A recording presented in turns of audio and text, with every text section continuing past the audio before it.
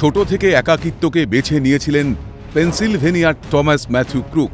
মেলামেশা করা পছন্দের তালিকায় না থাকায় একাধিকবার হাসি ঠাট্টার পাত্র হয়েছে ট্রাম্প কাণ্ডে হত আততায়ী। স্কুল জীবনে তাকে উত্ত্যক্ত করত সহপাঠীরা, কিন্তু শৈশবের ক্রুক যে এত বড় কাণ্ড ঘটাবে ভাবতে পারছেন না তার প্রাক্তন সহপাঠীরা। ক্রুকের পরিবার ও ছেলের কীর্তিতে অথই জলে। মার্কিন এক সংবাদ মাধ্যমকে আততায়ীর বাবা জানান কিভাবে তাদের ছেলে এহেন কাজ করল তা বোঝার চেষ্টা চলছে।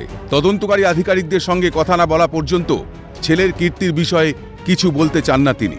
তবে ট্রাম্পকে হত্যার চেষ্টার তদন্তে এফবিআইয়ের প্রাথমিক অনুমান, একাই প্রাক্তন প্রেসিডেন্টের সভায় গুলি চালিয়েছে ক্রুক। তার ছোড়া গুলিতে রিপাবলিকান দলের এক সমর্থকের মৃত্যু হয়েছে। ট্রাম্পের কান ফুঁড়ে বেরিয়েছে গুলি, সুস্থই আছেন প্রাক্তন প্রেসিডেন্ট। এই ঘটনার যৌথ তদন্তে এফবিআই এবং সন্ত্রাস দমন শাখা। তদন্তে উঠে এসেছে হামলায় ব্যবহার করা রাইফেল লাইসেন্সপ্রাপ্ত। সেই বন্দুকের মালিক ছিলেন ক্রুকের বাবা।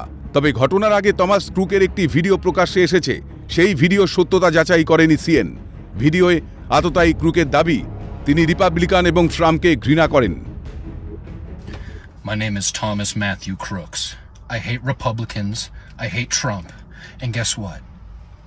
You got the wrong guy. রবিবার সন্ধ্যার ঘটনার পর সোমবার জাতির উদ্দেশ্যে ভাষণ দেন মার্কিন প্রেসিডেন্ট জো বাইডেন। নির্বাচনী ময়দানে ডোনাল্ড ট্রাম্প তার রাজনৈতিক প্রতিপক্ষ হলেও এই প্রেসিডেন্সিয়াল ভোটে ডেমোক্র্যাট পদপ্রার্থী তথা মার্কিন প্রেসিডেন্ট জো বাইডেনের বার্তা, আমেরিকানরা একে অপরের শত্রু নয়, বন্ধু। যতই মতবিরোধ থাকুক না কেন, বুলেট দিয়ে নয়, মতপার্থক্যের জবাব ব্যালট বক্সে দিন। ক্যালকাটা নিউজ।